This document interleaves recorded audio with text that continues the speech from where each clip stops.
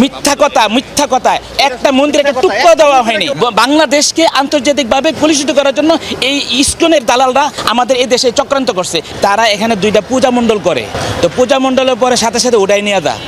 এবার কি করছে, পূজা মণ্ডল করে উড়াই নিয়ে জেনে তারা একটা মূর্তি স্থাপন করছে, মন্দির বানানোর চেষ্টা করতেছে স্থায়ীভাবে। তো আমাদের এখানে ধর্মপ্রাণ যত মুসলমান আছে এই এলাকার 99% সব মুসলমান, তারা বলতেছে তোমরা পূজা মণ্ডল বানাও কিন্তু মন্দির বানাইবা না। কিন্তু তারা এই কথা না বানিয়ে তারা স্থায়ীভাবে মন্দির বানানোর চেষ্টা করতেছে।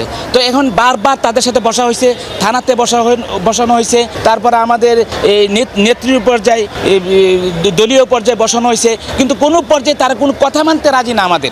এরপরে সরকার এই হাত দিছে এবং হাত দিয়েছে আজকে আমাদের এই ক্ষতি, এই সম্পূর্ণ ক্ষতি তাদের বহন করতে হবে। এই হিন্দুরা তারা এই নষ্ট করছে আমাদের না, মন্দির ছিল না, তারা পায়ে ভর করে মানে পায়ে পাড়া দিয়ে ঝগড়া লাগাইছে, তারা মিথ্যা কথা একটা মন্দিরকে টুকরো দেওয়া হয়নি, প্রমাণও নাই। এ কথাটা মিথ্যা কথা। তারা ভারতের সাথে ভারতকে দেখাবার জন্য এবং আমরা দেশকে কলুষিত করার জন্য, আমরা দেশকে মানে বদনাম করার জন্য বিশ্ব আন্তর্জাতিক পর্যায়ে তারা এই চেষ্টা করছে। অথচ মন্দির টন্দির কোনো কিছু না, সরকারের জায়গা রেলওয়ের জায়গা মন্দির কিসের? মন্দির হবে তাদের জায়গার মধ্যে, কিন্তু রেলওয়ের জায়গার মধ্যে মন্দির কেন? না, মসজিদও হয় না।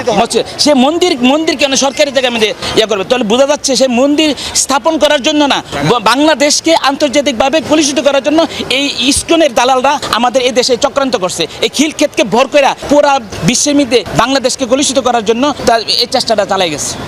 আমরা বুঝতে পেরে আমরা আস্তে ধীরে প্রশাসনের মাধ্যমে আমরা এই সমাধানে যাওয়ার চেষ্টা করছি। তারা যদি প্রথম থেকে চেষ্টা করতো যে ঠিক আছে আমরা চলে যাই, আজকে এই ধ্বংসাত্মক এই অবস্থাটা হয় না, হাজার হাজার মানুষের টাকা পয়সা হয় না, তাদের কারণে আজকে আমাদের ক্ষতি হয়েছে।